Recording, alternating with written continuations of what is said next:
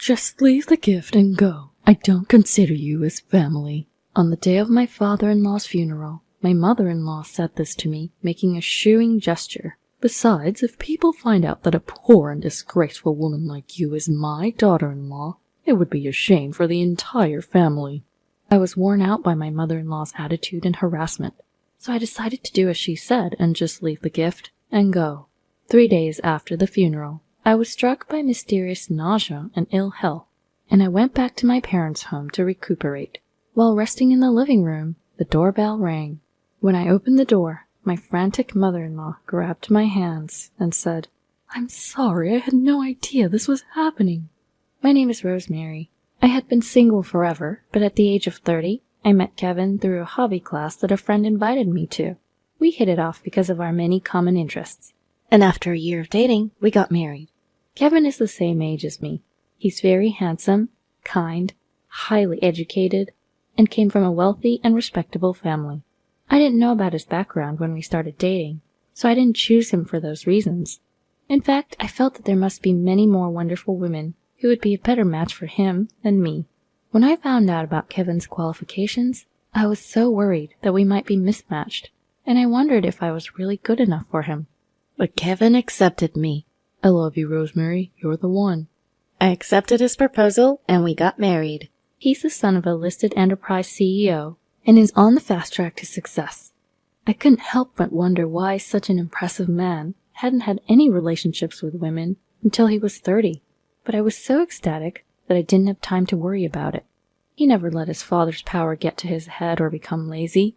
He worked hard and climbed the corporate ladder, and it seems he was finally recognized as a successor by his father, the president, just recently. My husband and father-in-law were very busy preparing to take over the company, so they were rarely home, and we didn't have much family time. It seemed like they only came home to sleep, but they never neglected me. They would contact me when they had time, and they prioritized spending time with me on their rare days off. Honestly, he was a good husband. I vowed to support him forever. I was truly happy to be his wife, except for one thing. After getting married, I moved into Kevin's family home. I had planned to work to repay the student loans I had taken out during college, but Kevin pleaded, "I'll work hard to earn enough for the both of us, so please stay home and support me." I gave in to my husband's insistence and quit my job, moving into my in-laws' house. Honestly, I liked my job, so quitting was a bit of a shock. It turned out that the reason I quit my job was that my mother-in-law, Josie, had interfered with Kevin. She had apparently convinced him that a working wife would reflect poorly on the husband. Because of that, I ended up spending most of my day at my in-laws' house. My husband and father-in-law were rarely home because they were busy, but my stay-at-home mother-in-law, Josie, was always there, and I spent a lot of time with her. But this mother-in-law was a person to be wary of. Josie seemed to dislike me, tormenting me with harassment and snide remarks. The reason was probably that she thought I was beneath their social status. Her family was wealthy and consisted of business owners.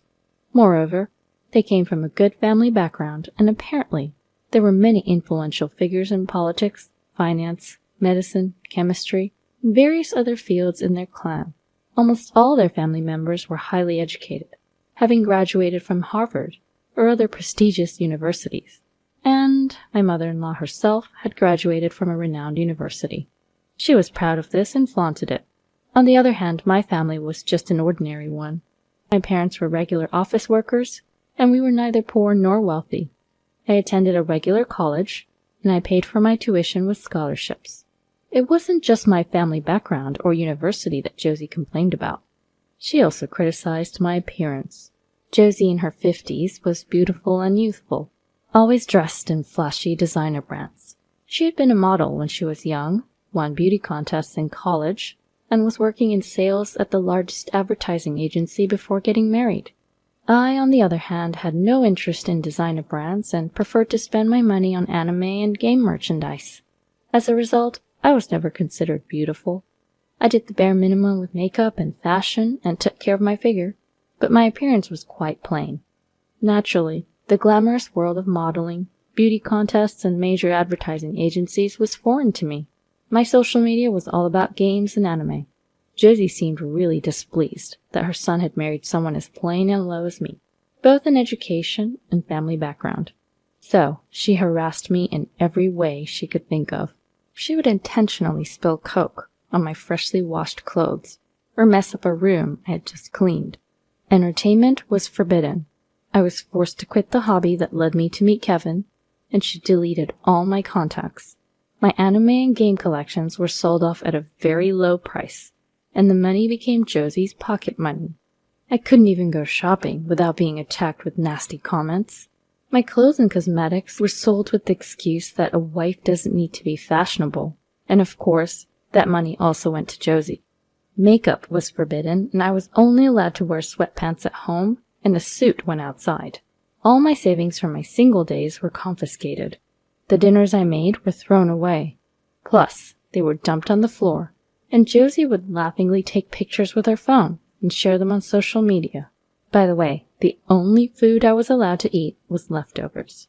"A perfect meal for a poor, pathetic person," she would say, sharing and laughing with her friends.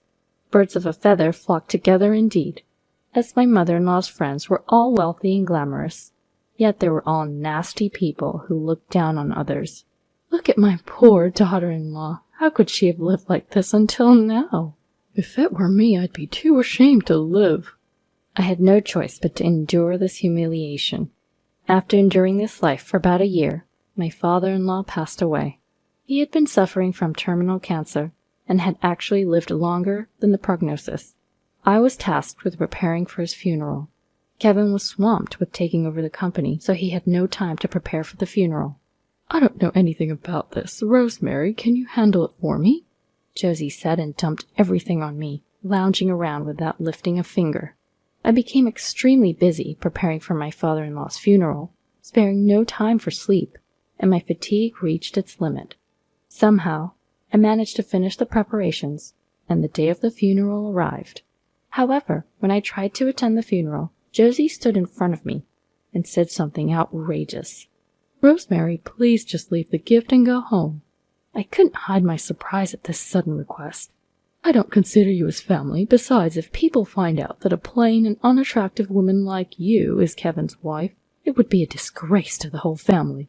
From my perspective, my mother-in-law's hysterical ranting was far more embarrassing, but I knew that arguing back would only heat things up and cause more commotion. "Understood," I replied, and left the funeral venue after placing the gift. 3 days after the funeral, I was struck by mysterious nausea and ill health, so I went back to my parents' house to recuperate. I couldn't rest at home with Josie's harassment. My parents were at work, and I was resting alone in the living room when the doorbell rang.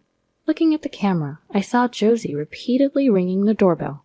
At first, I ignored it, but she kept ringing the doorbell and yelling at the front door, causing a nuisance to the neighbors, so I reluctantly opened the door.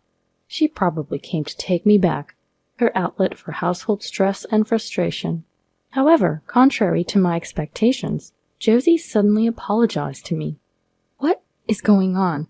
I said, unable to suppress my annoyance, and Josie, in a desperate state, threw words of apology at me. "I didn't know. I had no idea it would come to this." So here's what happened. My father-in-law had noticed Josie's harassment towards me. Initially, Josie hid her true nature in front of my father-in-law and Kevin.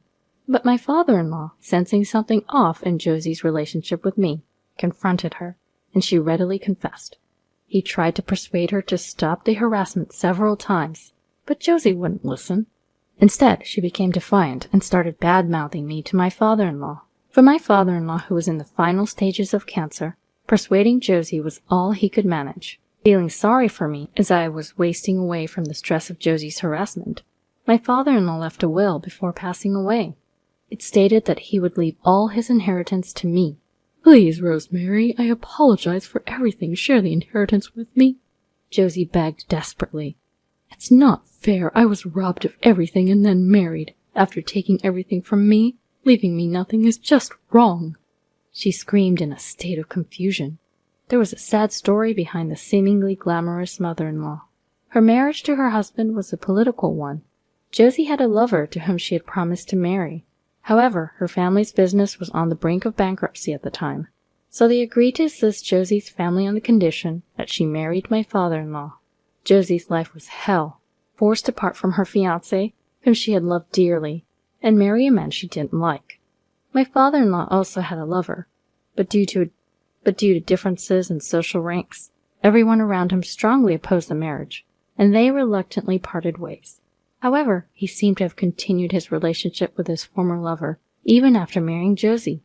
On the other hand, Josie suffered terrible harassment from her mother-in-law, Kevin's grandmother, at a level incomparable to what I endured from Josie.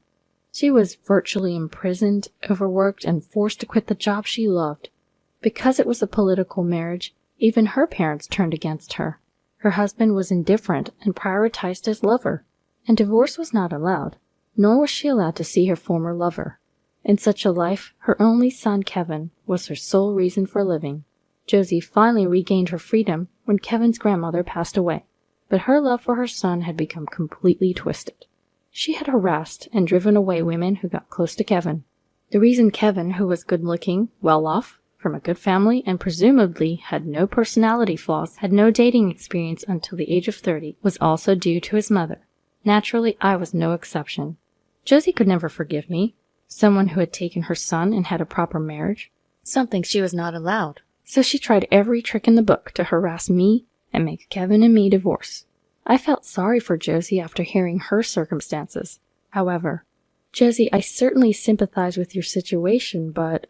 I approached Josie and whispered in her ear, "You've repeatedly called me poor and unattractive and made fun of me with your friends, you know. That was... You haven't forgotten about throwing away my food and messing up the room I just cleaned, have you? So that's what I'm sorry. Apologies don't solve everything, do they, Josie?" She was stunned by my words. While Josie's situation was pitiable, it didn't mean I could just pretend her harassment never happened. I won't give you the inheritance. I'll use it meaningfully for repaying my student loans and for the education of the child who will be born in the near future. No matter the circumstances, I would probably never forgive Josie for what she did to me. "I never thought you were like that. I misjudged you, Mom." Kevin's angry voice echoed through the living room.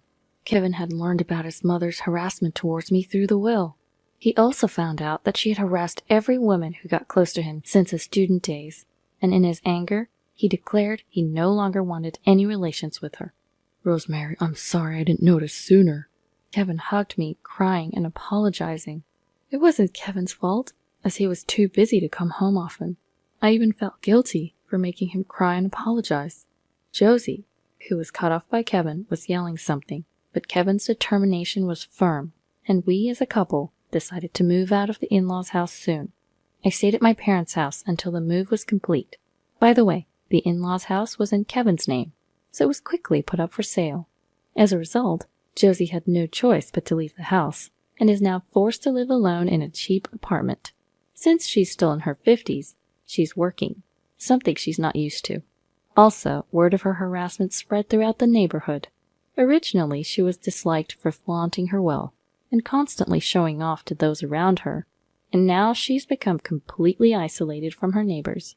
Even her former friends, who once praised Josie and laughed at me for being poor, have turned on her and are making fun of her now that she's living in poverty. Incidentally, Josie went to see her former fiancé for the first time in 30 years, but he had long forgotten about her, had married, and had a family. I also heard that she caused a scene at his doorstep, leading to police involvement. Her once prided beauty has also drastically changed due to stress. I recently saw Josie in town wearing tattered clothes, her face suddenly aged, and she had gained a lot of weight. On the other hand, Kevin successfully took over the company and became its president. The business is thriving and on the rise. We as a couple moved to a high-rise apartment close to my parents' home. We further increased the assets left by my father-in-law through investments and are leading a prosperous life. I vow to devote myself to my husband, Kevin, and the baby in my belly from now on.